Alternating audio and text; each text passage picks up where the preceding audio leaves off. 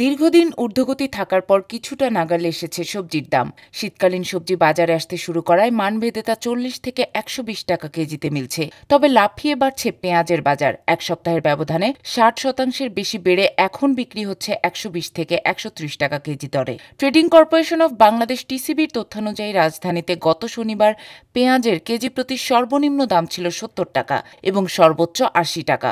কারওয়ান বাজারে গতকাল তা ১১০ থেকে ১৩০ টাকায় বিক্রি হয়। পাইকারি বাজারে পাল্লায় অর্থাৎ ৫ কেজি পেঁয়াজ বিক্রি হয়েছে ৫৪০ থেকে ৫৬০ টাকায়।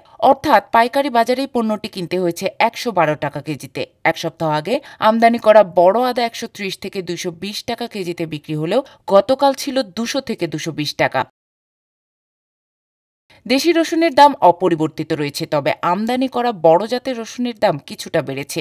আগের সপ্তাহে সর্বনিম্ন ১৩০ টাকা কেজি হলেও এখন তা ১৬০ টাকা। তবে দেশি জাতের রসুনের কোয়া ৬০ টাকা কেজিতেও বিক্রি হয়েছে। বেড়েছে মাছ মাংসের দামও। সপ্তাহের ব্যবধানে মাছের আকার ও প্রকারভেদে কেজিতে বেড়েছে ১০ থেকে ৫০ টাকা পর্যন্ত।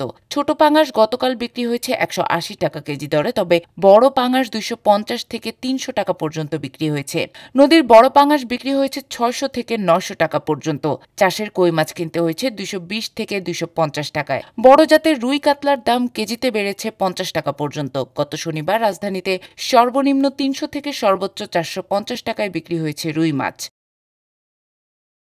তবে গতকাল ২৮০ থেকে আকারভেদে ৫০০ টাকা পর্যন্ত বিক্রি হতে দেখা যায়। পাবদা মাছের দাম ৩০০ থেকে ৪২০ টাকা। এছাড়া ছোট আকারের ইলিশ বিক্রি হয় ৮০০ টাকা কেজিতে। ৩-৪টিতে কেজি এমন ইলিশের দাম ছিল ১,০০০ টাকা। আর ৬০০ থেকে ৭০০ গ্রাম ওজনের ইলিশ ১,৮০০ টাকা কেজি দরে বিক্রি হয়। বড় ইলিশ ২,৫০০ টাকায়ও বিক্রি হয়েছে।